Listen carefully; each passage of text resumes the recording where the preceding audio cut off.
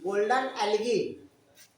हाँ, तो golden algae आप किसको बोलेंगे? डाइटम्स को। हाँ, गोल्डन एल्गी डाइटम्स को होता है। इधर देखिएगा, लेकिन उसका एक पार्ट है डेस्मिड को बोलते हैं क्या सर? नहीं यार, इधर देखिएगा, बुक में स्पष्ट लिखा है कि डाइटम्स को हम क्या कहते हैं भाई, गोल्डन एल्गी के नाम से जाना जाता है। और गोल्डन एल्गी मतलब क्या होता है, इससे पेट्रोलियम पदार्थ प्राप्त होगा। क्या प्राप्त होता है? पेट्रोलियम पदार्थ प्राप्त होता है। क्यों पेट्रोलियम पदार्थ प्राप्त होता है? क्योंकि जो डाइटम्स है, ठीक, ये डाइटम्स क्या होता है, सी में पाए जाने वाले, मतलब समुद्र में पाए जाने वाले एक प्रकार के क्या है ये, प्लांट्स है। एक प्रकार के क्या है ये, प्लांट्स है। और ये कौन सा प्लांट्स है तो आपको पता होना चाहिए, ये एल्गी। ठीक, लेकिन इसको रख दिया गया किसके अंतर्गत, तो प्रोटिस्टा के अंतर्गत। किसके अंतर्गत रखा गया है? प्रोटिस्टा के अंतर्गत। क्यों रखा गया प्रोटिस्टा के अंदर?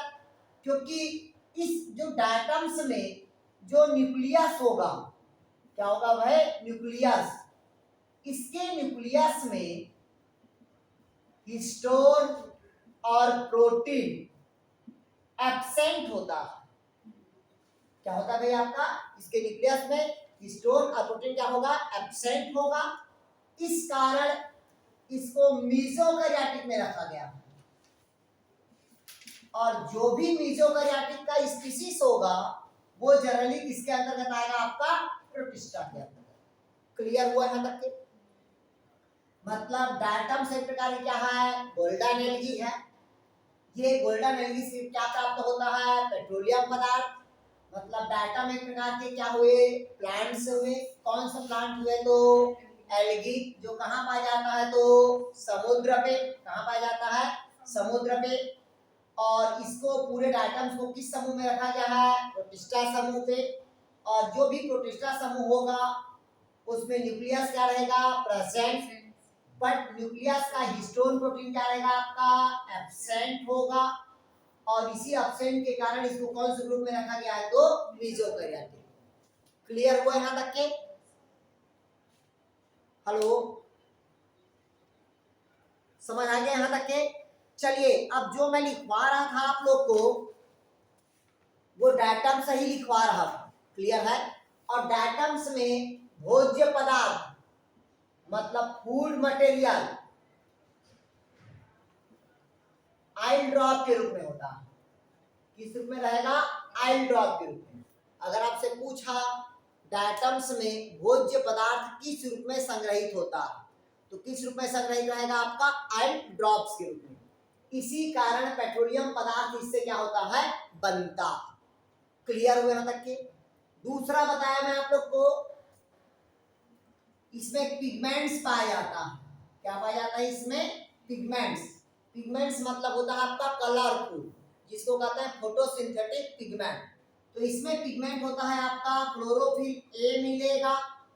क्या मिलेगा, क्लोरोफिल ए, जिसका फार्मूला है आपका कार्बन 55, हाइड्रोजन 72, ऑक्सीजन 5, नाइट्रोजन 4 और मैग्नीशियम 1। ये क्लोरोफिल किसका फार्मूला हुआ, ए का।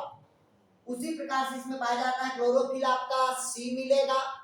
इसमें होता है कार्बन कितना रहेगा आपका 35, हाइड्रोजन कितना होगा आपका 32, ऑक्सीजन 5, नाइट्रोजन 4 और मैग्नीशियम कितना रहेगा आपका 1 रहेगा।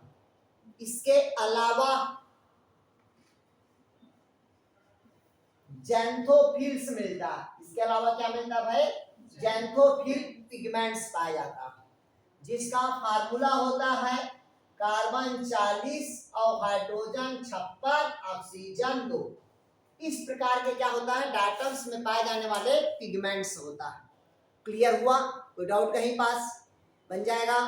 नेक्स्ट देखते हैं इसी से फिर अब देखते हैं डायटम्स में और क्या क्या आपका प्रेजेंट होता है।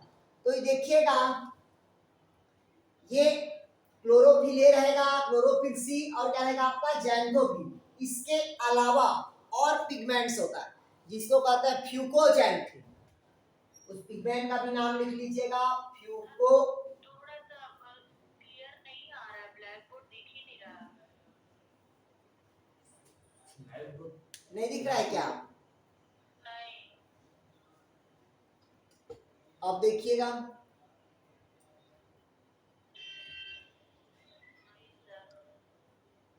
अभी भी नहीं दिख रहा है क्या? नहीं सर, अच्छा नहीं लग रहा। नहीं, बाकी थोड़ा अच्छा है ना भैया। मेरे नेटवर्क का इशू है कि तो आपका आप लोग साउंड को बंद करिए, चलिए अपना बंद करिए। विनोद, राजनंदनी, सुमित्रा, इधर देखिएगा। मैं बता दिया कि इसमें और कौन कौन सा पिगमेंट पाया जाता है। बताया पिगमेंट क्लोरोफिल ए रहेगा, क्लोरोफिल सी रहेगा, जेंथोफिल रहेगा और फ्यूकोजेंथिन होगा। इसको लिख लिए। इसके अलावा और लिखिएगा, ठीक है। इसमें क्या होता है, जो तेल बूंद के रूप में होता है, जो भोज्य पदार्थ किस रूप में होता है, मैं आपको बताया कि फूड मटेरियल किस रूप में स्टोर रहता है, बताया था आयन ड्रॉप के रूप में है। किस फॉर्म में होता है, आयन ड्रॉप में।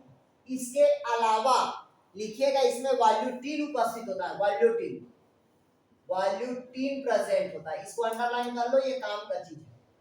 आपसे पूछा कि गोल्डन एलगी में भोज्य पदार्थ किस रूप में स्टोर होता है, तो आयन ड्रॉप के फॉर्म में। इसके अलावा और किस रूप में रहेगा, तो वॉल्यूटिन के रूप में प्रेजेंट रहेगा। क्लियर हुआ यहां तक के? इसके बाद देखिएगा, अगर हम इसकी संरचना की बात करते हैं, इसकी बात करते हैं, इसकी अगर संरचना की बात करते हैं डायटम्स की, तो डायटम का स्पीसीज इस प्रकार से दिखाई देता है।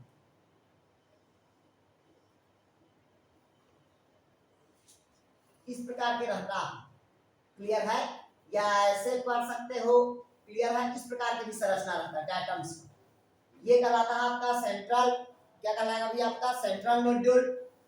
क्या कहलाएगा ये, सेंट्रल नोड्यूल। इसमें दो पोलर बॉडी रहता है, एक पोलर बॉडी और दूसरा पोलर बॉडी रहेगा। क्लियर हुआ? इसको हम कह देते हैं पोलर नोड्यूल भी कहते हैं। क्या कहेंगे इसको, पोलर नोड्यूल। देखिएगा, बीच को हम क्या कहते हैं, सेंट्रल नोड्यूल। दोनों साइड को हम क्या कहते हैं, पोलर नोड्यूल। और इसमें पाया जाता है आपका स्ट्राइस पाया जाता है। क्या पाया जाता है, इसमें स्ट्राइस पाया जाता है, ऐसे ऐसे।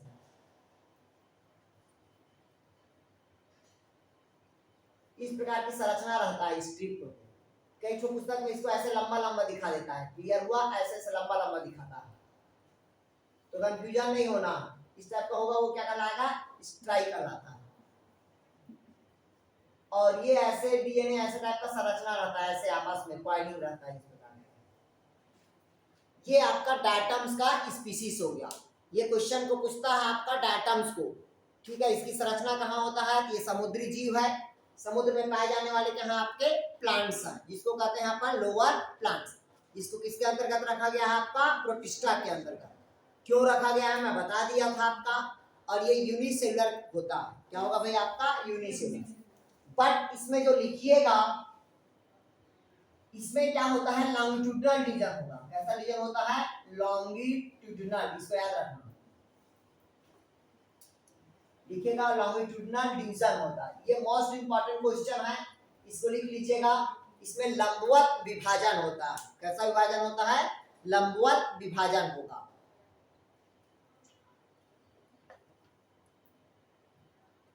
कैसा होता है भाई आपका, लंबवत विभाजन होता है। क्लियर हुआ? इतना ही पढ़ना है अपने को। क्लियर हुआ? अब नेक्स्ट लिखिएगा आप लोग यूग्लिना।